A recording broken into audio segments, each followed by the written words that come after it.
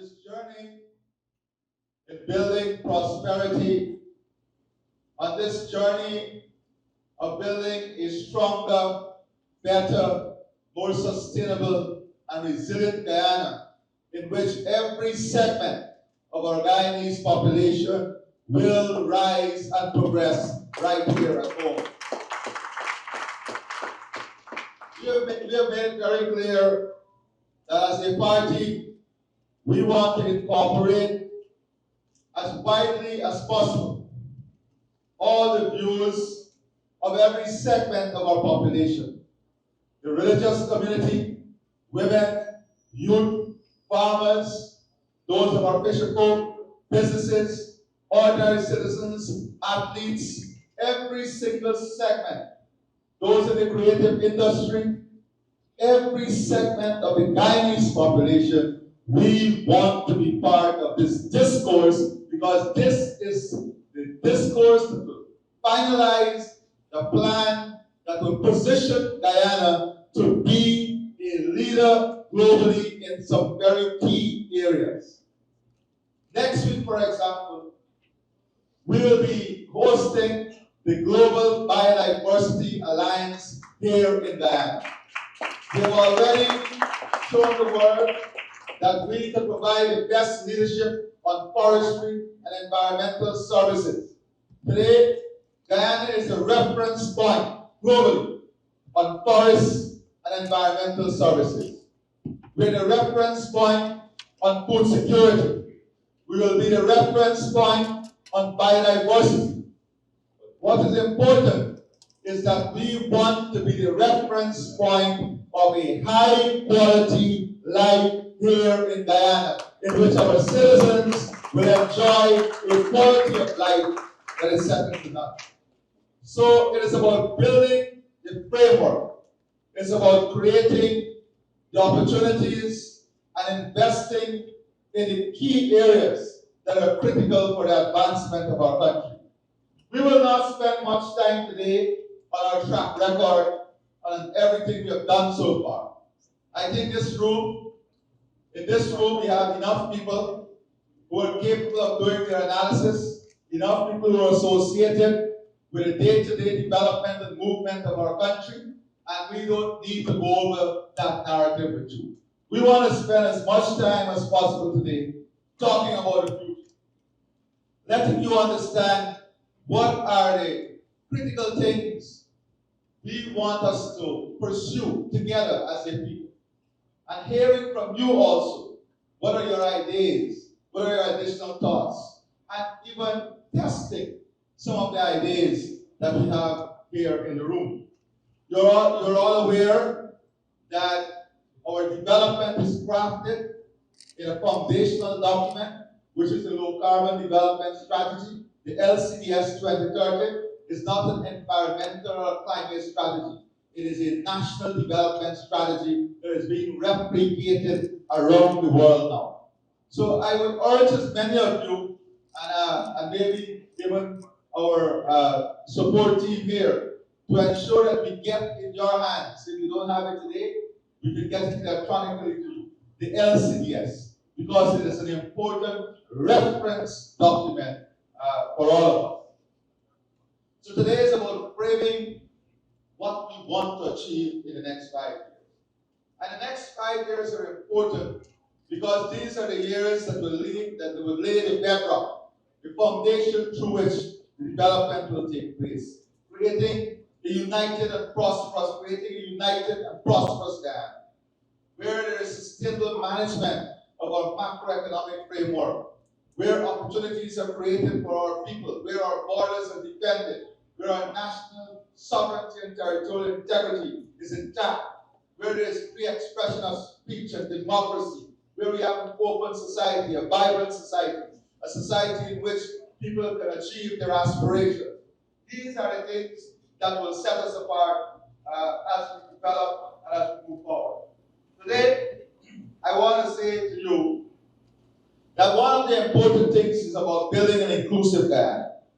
But an inclusive Guyana for us is not only about the inclusion of people. An inclusive Guyana is where all of Guyana are fully and optimally participating in the different areas of transformation for our country. For us, it's about economic inclusion, financial inclusion, technological inclusion, inclusion that will see every segment of the Guyanese population participating in investment opportunities, creating a social framework, social development that includes all of our people, moving towards equality of life, political inclusion, people inclusion. And when I say people inclusion, it also involves our diaspora. How we're going to capitalize and mobilize our diaspora in this transformative journey ahead of us. When we talk about financial inclusion, it is about how we empower every household, how we improve the financial position, have more disposable income available. So there are clear strategies through which the inclusive plan will be built. Inclusion of women, children, inclusion of every segment of our Guyanese population. So this philosophy of inclusion is one that will guide everything that we do. It will guide the strategies for job creation, improving livelihoods, expanding economic opportunity, and involving young people in this new economy that we are building.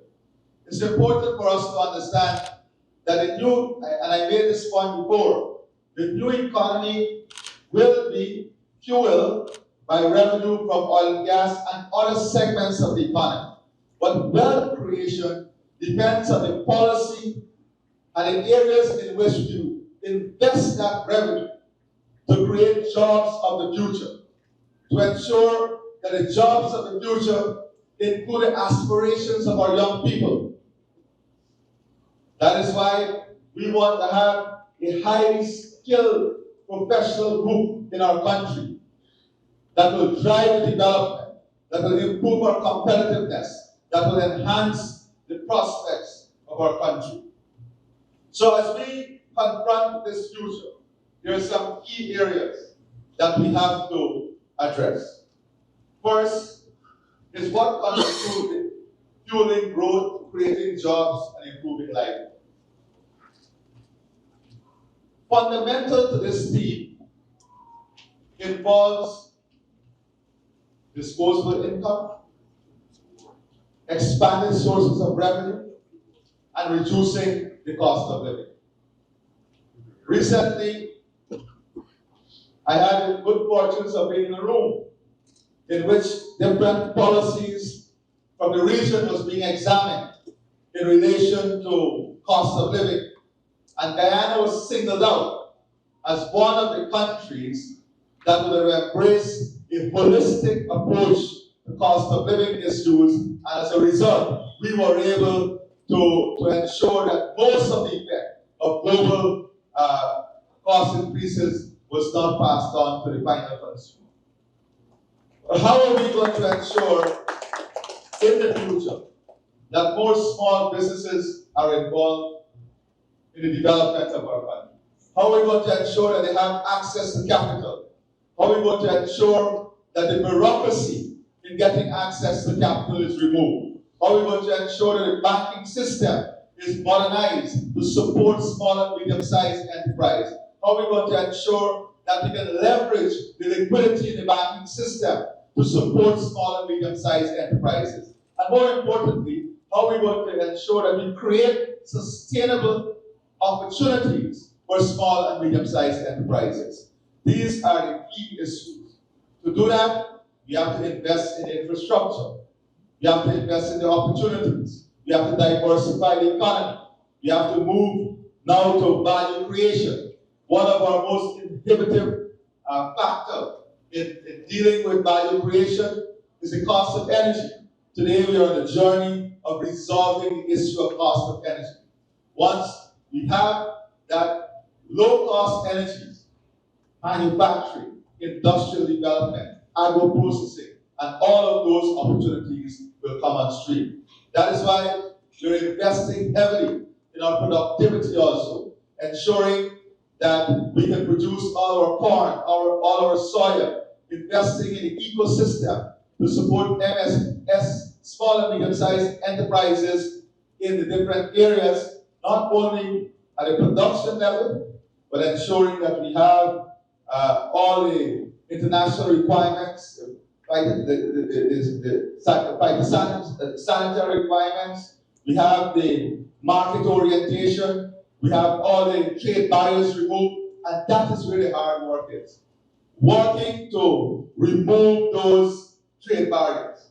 So in the plan, we want to establish a development plan to support co-financing, to support access to liquidity, to reduce the cost of borrowing, and to remove the collateral requirement.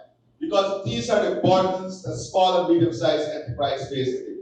So if you're able to match lending with a 0% interest rate, we can bring down the interest rate in the commercial bank from 6% or 7% to 3% for SMEs.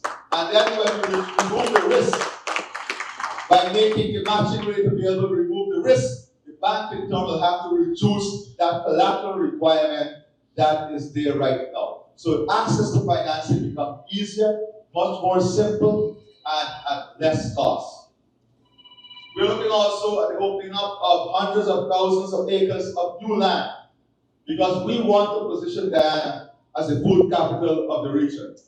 The construction and upgrading of farm-to-market access roads, investment in our drainage and irrigation system, co-investing in value-added opportunities. For example, we have the urea plant, fertilizer plant that we want to invest in. But we want Guyanese to own that plant, because that plant will contribute to national security. So every single Guyanese will have an opportunity to invest in that plant and have a decent return on their investment. It is not only about salary, increasing salaries. Many people look narrowly at increasing salary. It's increasing welfare. It's increasing it's creating new opportunities of revenue for you, so that you can invest your resources. Because when you look at salaries, the government cannot be in a position where we are out competing the private sector. And we have to look at ways in which persons can earn variable income by investing in opportunities in the country. And that is exactly what we want to pursue. Where the ordinary household can invest in various opportunities in the country, diversify their revenue, the different areas for revenue for themselves, and create prosperity in the home. That is what creates prosperity. Not only increasing salaries, it's advancing opportunities, opening up new areas of opportunity. And that is what we'll be investing in. And when we speak about small and medium-sized enterprises, we're not speaking about those only in mining. We're speaking, those in agriculture. We're speaking about the small and medium-sized miners, those in mining, those in forestry, because these are key areas. Mining and forestry are areas in which we have to be able to support the small and medium-sized operators. And they need support in technology, they need support in capital, and they need support in infrastructure. Those are the three key areas that they require support in. And these are the areas in which we'll invest heavily to support them. We also want to continue to review the local content legislation so that more and more opportunities can be delivered to our local private sector, especially the small and medium-sized enterprises.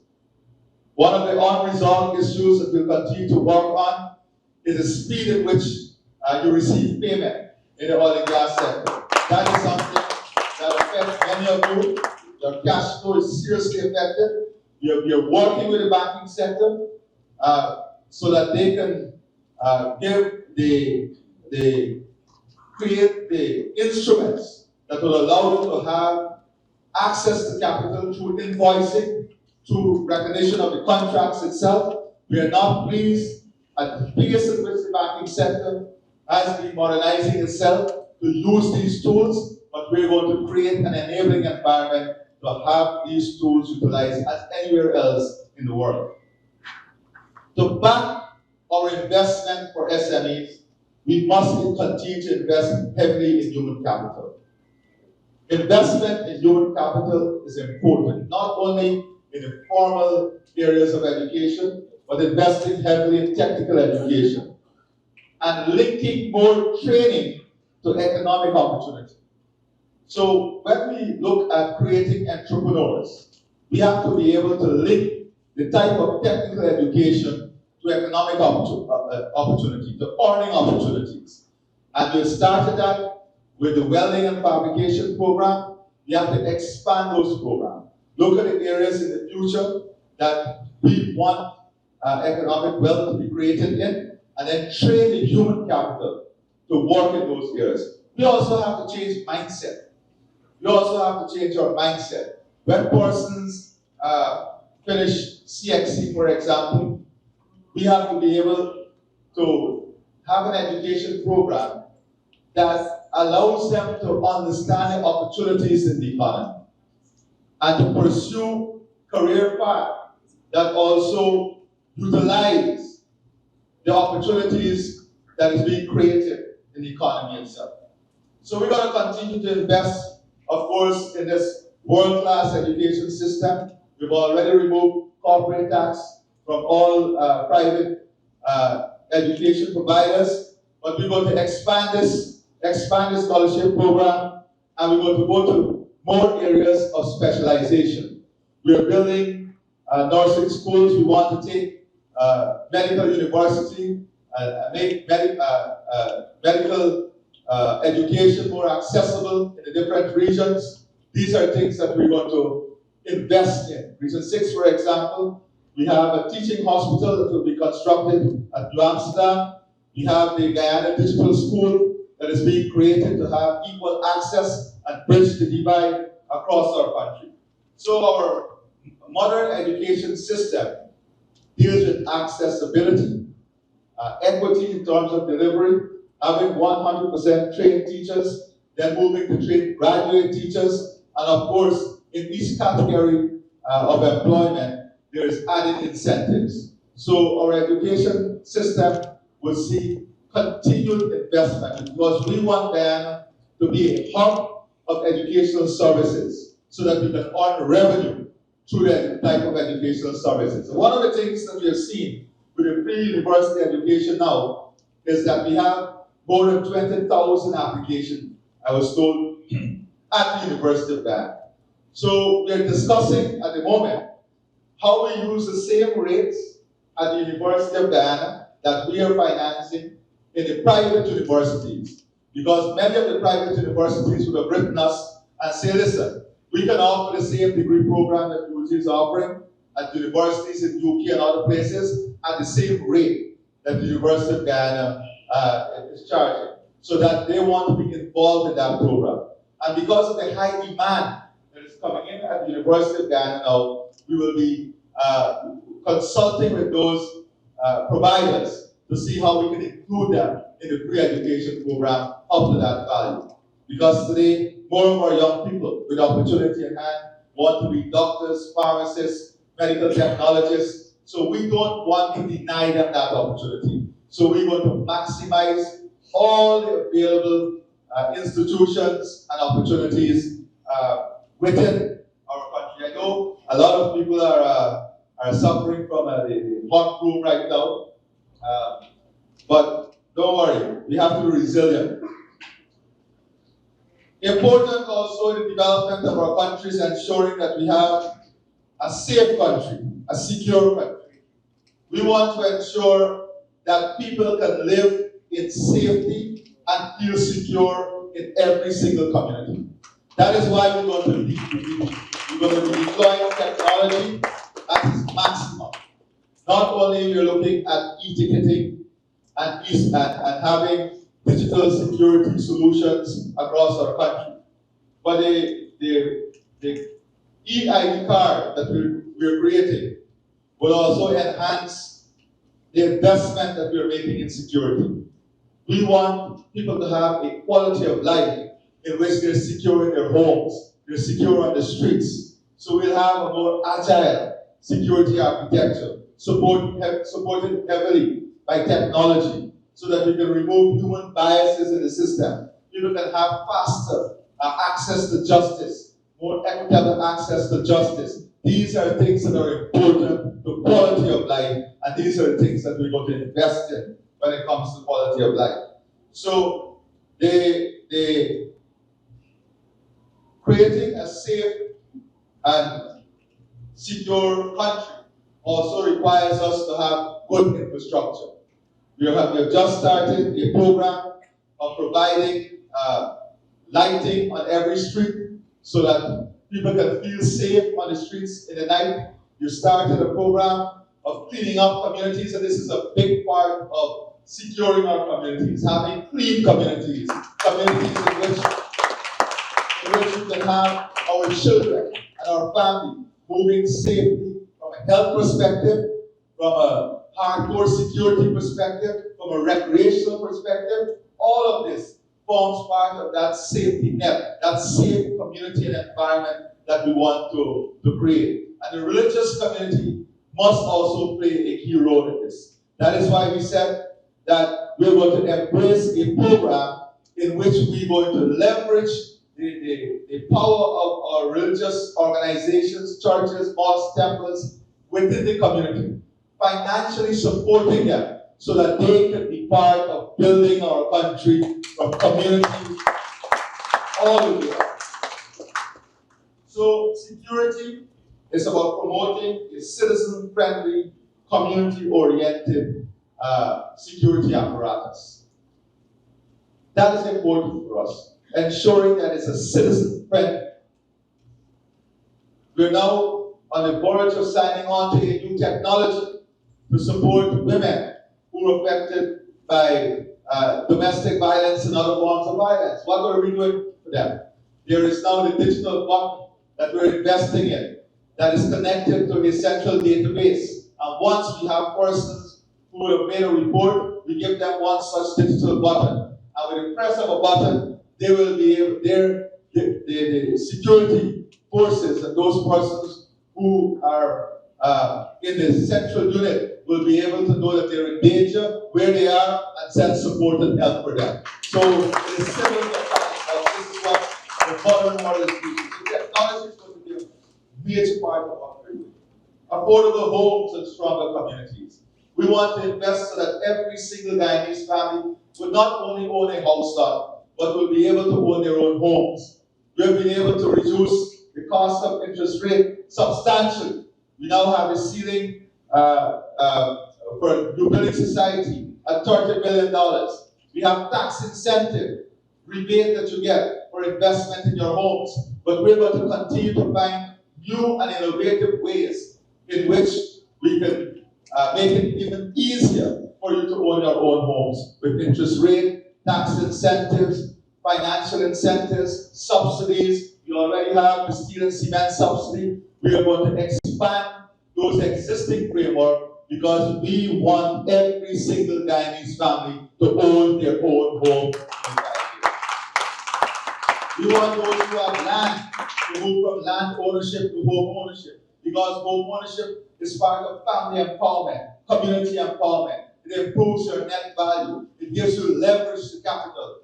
You know, we're talking recently to some young professionals. They paid $22 million for their home right here in Providence. The bank is now valuing those homes at a minimum of $75 million. That is an investment of $22 million that gives you liquidity up to $75 million so you can reinvest in the opportunities that you are creating.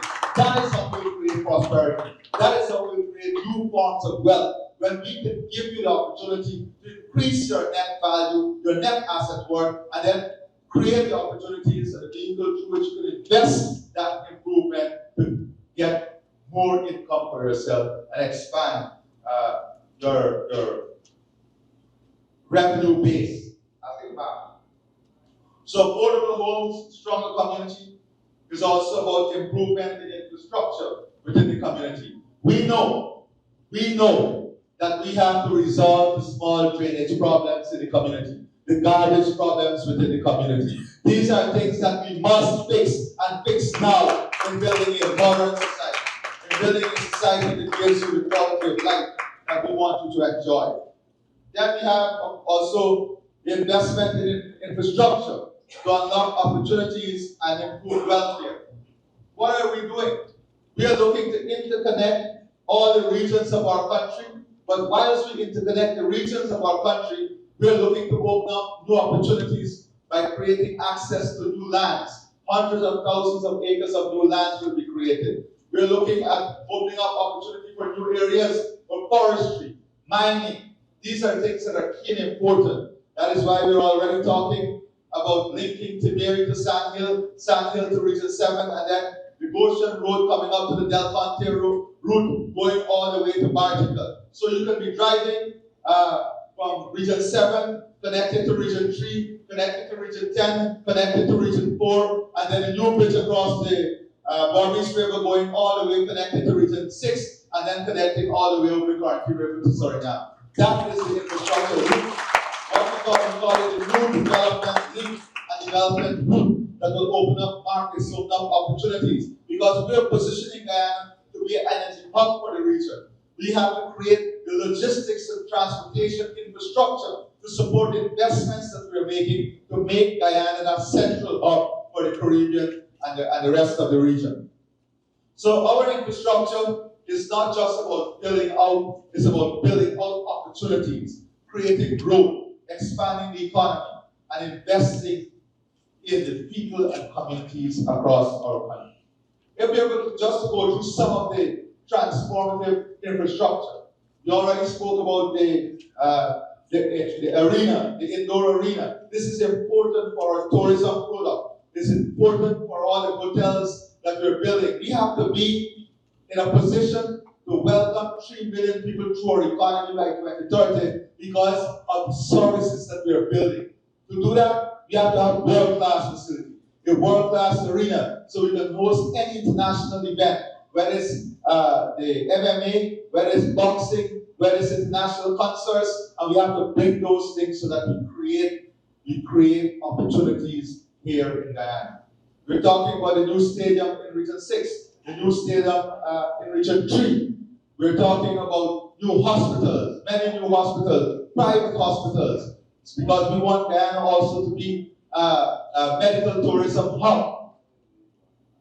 These are the things that we're investing in. Major investment coming from leaders in ecotourism services, nature-based tourism.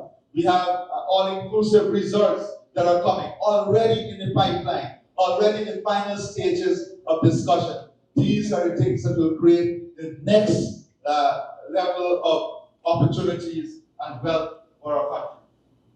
So investment, we are talking about the Wales Development Authority and the Wales Industrial Hub. That's the first gas line. But we're already planning ahead to the second gas line that will be linked to the deepwater port in Barbies, giving us for the first time an opportunity to leverage the energy opportunity that will come with that, so that we can now move towards the opportunities that exist in value creation for our bauxite, creating cheaper power, enabling an industrial and manufacturing hub in Region 6, linking that manufacturing and industrial hub to Region 3 with infrastructure, investment in infrastructure. The new road that is going to Letem, linking to northern Brazil. Already, the Caribbean has signed on to Guyana being the regional food hub. The opportunities that will create for transport logistics. We're now working on the final stages of having the barriers for the movement of the food removed. You've just signed an agreement with Bloomberg Grains, one of the best world-class facility that will work with us on accessing all the global markets. That is what we're doing. Building out opportunities, creating and investing in infrastructure that will lead to mind-blowing opportunities ahead of us.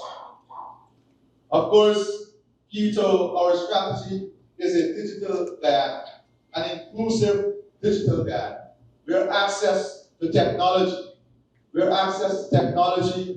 will enable us to compete where access to technology will reduce the time.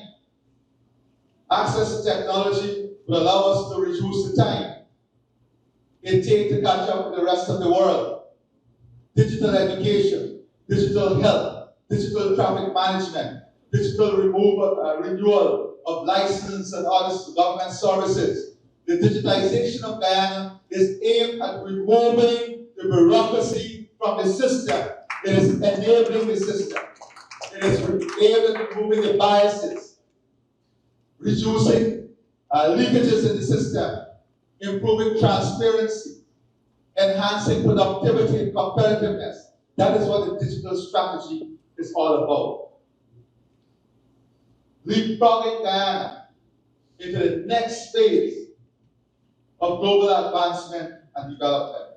In this digital strategy and the strategy of building a strong Guyana, of course, we have to ensure that our hinterland communities, our Amerindians, women and children, that they have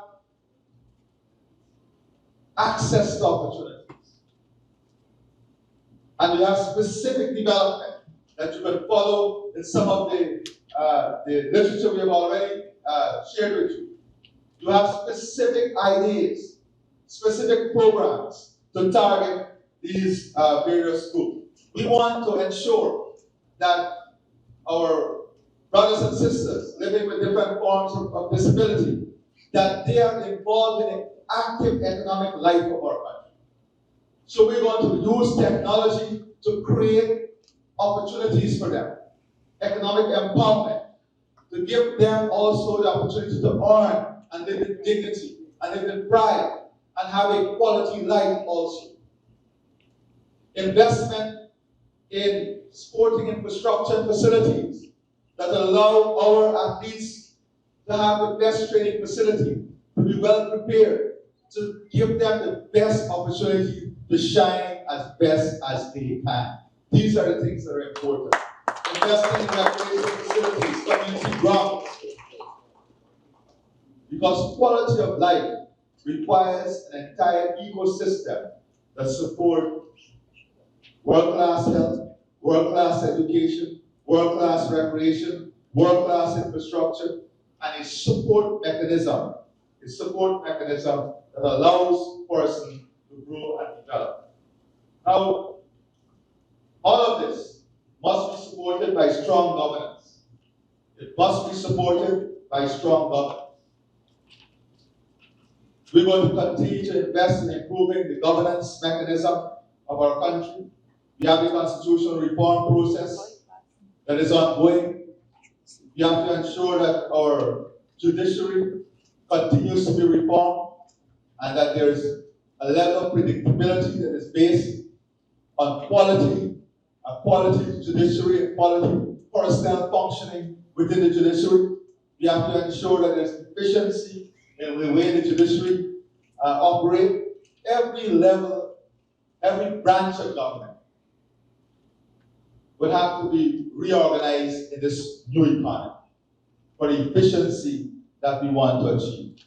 And we want to make it very clear that our traditional sectors, our rice farms, we already said that we have to invest in ensuring there is price stability for our rice farmers, setting a minimum benchmark so that they will know that the government will support them. We have to set up a stabilization fund. I know when the Vice President was president, we had a big discussion around this. How can we create that stabilization fund? We have worked for years on getting insurance for our rice farmers. Today, we have been successful in getting insurance for 6,000 rice farmers. And we're going to launch that program very soon.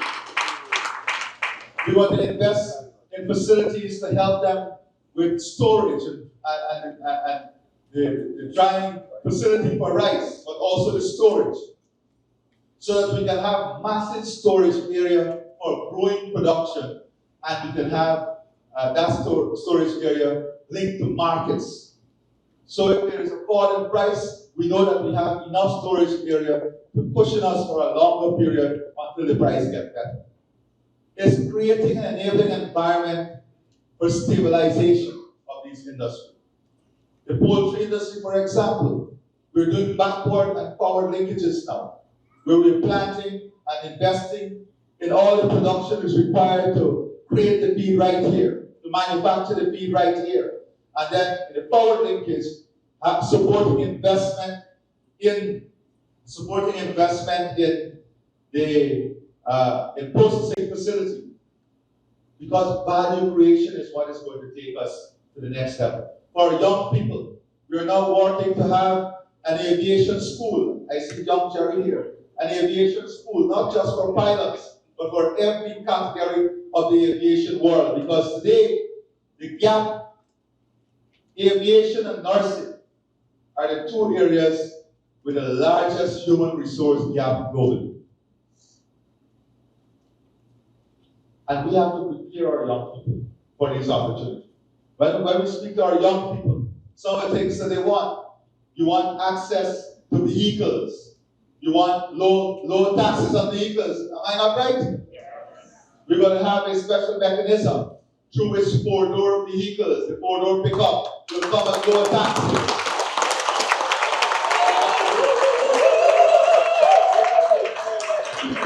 It seems that that's the only thing that excites me. But when you look at taxation, I want you to know that we're going to pursue a taxation system that is going to lower the tax burden, improve tax compliance, and put more money back in your pockets. That is the strategy. But I want to make it clear, all of you will have to work with us. Because when we lower taxes, we have to ensure that tax compliance, the tax base, everyone pay their taxes. Because once this happens, more and more incentives can be given to the population. Including Lamborghini. Y'all don't worry about Lamborghini. Let me stick to the phone, we'll pick up. All right. So this is important because we want you to own more things. Let me make it very clear. God spoke about working class principles. Working class principles does not mean we don't support the business community. We have to support the business community because the business community must be able to grow. We want our businesses to become more wealthy. We want our farmers to become more wealthy. We want all of them to become more wealthy. And we want to support, we want to create incentives. We want to pursue the policies that will generate more wealth. The country must not only grow, individuals, families, businesses, every single person must grow. That is what we invest in. So, as we pursue this future, as we pursue these strategies and these ideas, it is important that all of us understand our responsibility. And listen, this strategy also requires of us the new city to city, exciting projects ahead of us. But these strategies will also require from us a new way of thinking. We will have to change the way we approach different issues. We can have the best policies, but if we don't change our thinking, if we don't change our approach, then we will not be able to optimize the benefit of those strategies and policies. So, as we continue to work towards financial empowerment, financial literacy is important. And when we speak about financial empowerment, by the end of this year, we will complete the work on having the single payment platform ready for Guyana. And that is the same payment platform that the developing world and developed world is using. The payment platform would allow you to sit from your home, transfer your accounts between banks, between accounts, make payments. This is what is needed for us to improve our competitiveness. You don't have to stand in lines in the bank. The modern society is not about lines. It's about ease of access. It's about removing bureaucracy, comfort in doing business. And our local banking sector will have to get up to speed with these reforms that must take place and will take place in the immediate future. So, financial literacy, financial inclusion, capital market reforms, and innovative investment instruments are some of the things. You know, many of you, when I go through the suggestions that already came in, you're speaking about creating special bonds, development bonds, diaspora bonds. These are the things that we're going to pursue so that we can raise financing within our population and even in the diaspora itself and give them the opportunity to get the returns from those financing, those opportunities. The idea here is to give these large-scale national opportunity to Guyanese first, to give it to our population first. So the grants, the increase in salaries, increase in old age pension, increase in subsidies, improvement on taxes, those are things that will come naturally with the People's Progressive Party today. But we're talking about beyond that, the transformative agenda. What constitutes this transformative agenda? That is going to create sustainable, long-lasting wealth. By 2027, we will have two of the largest mining production operational here in Guyana. Outside oil and gas, we will have more FPSO coming on board. By 2027, two of the largest mines in South America will be operational here in Guyana. This is, right now, one who already started recruitment. They're looking for over 1,200 workers now, and they can't find those workers. And that's an issue. I know many of you have already raised. Where the workforce will come from. That is why we are in the final stages now of reviewing all of the migration documentation and labor laws that other countries would have utilized to come up with our own migration policy and strategy to support the development. The Attorney General Office, they have already drafted the framework for that new legislation because we need the people to push this development. But we are going to ensure one thing, we maximize what we have here. The creative industry. We want our artists to be performing all over the world. That is why we're going to invest in infrastructure to support them. Not only the studios, but grants so that they can enhance their own skill set. And how do you do this? You do this by creating infrastructure. If we can bring 5 or 6 international concerts here and ensure that they are given the opportunity to be showcased on those stages, it gives them presence. We're investing also in sports tourism.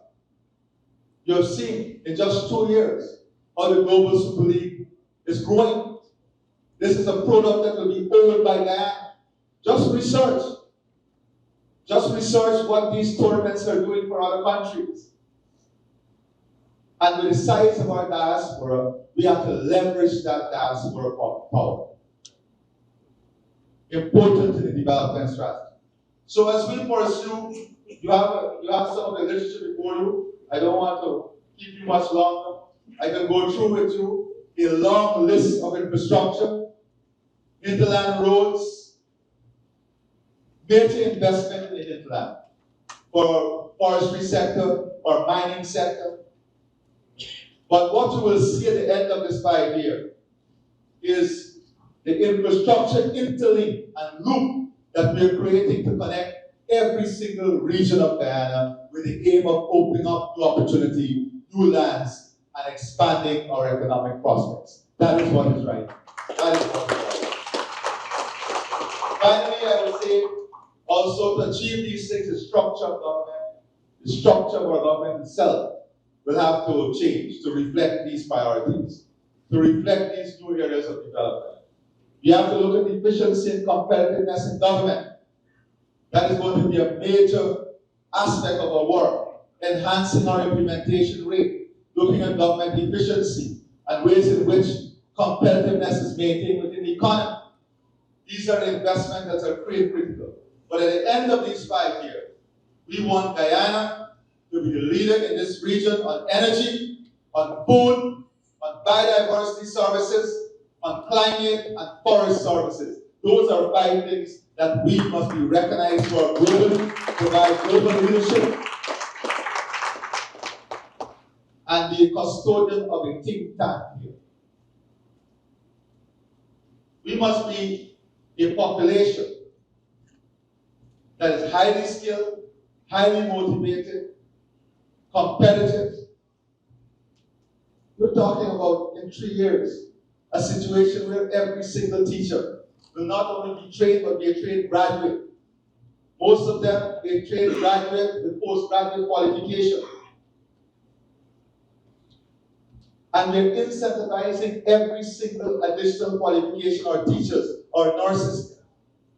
But today, national development is not only about the public servants who are working in public service. It's about the private sector employees and ensuring that we have policies that give them opportunities also. The government cannot be in competition with the private sector, as I said. We have to create an enabling environment in which every single young person in public service or out of public service, every single Guyanese can have access to opportunities that will accelerate their own development. So today, I want to stop here, and I want to say to all of you that we have an exciting future ahead of us. We have an exciting future ahead of us. This future requires bold decision, it requires risk-taking, it requires experience. Handling our territorial challenges and our sovereignty is not a simple task. Sometimes we make things so very simple. But it requires constant negotiations, constant relationship building. It requires having international presence. Today, every single state in the world is celebrating our stint at the United Nations Security Council. And we should all be proud of it. We have stayed with certain values that drive our foreign policy, values that drive our development, people-centered, people-oriented, values that drive the new wave of wealth creation, the key areas of investment. These are important because our economy must be one that is balanced. We're seeing around us countries that made the mistake of treating oil, of treating natural resources revenue as wealth. You see the around us, Trinidad and Tobago, Venezuela. Natural resources revenue is not wealth. It is revenue to be invested to create wealth. And that is what we're doing. That is what we're doing.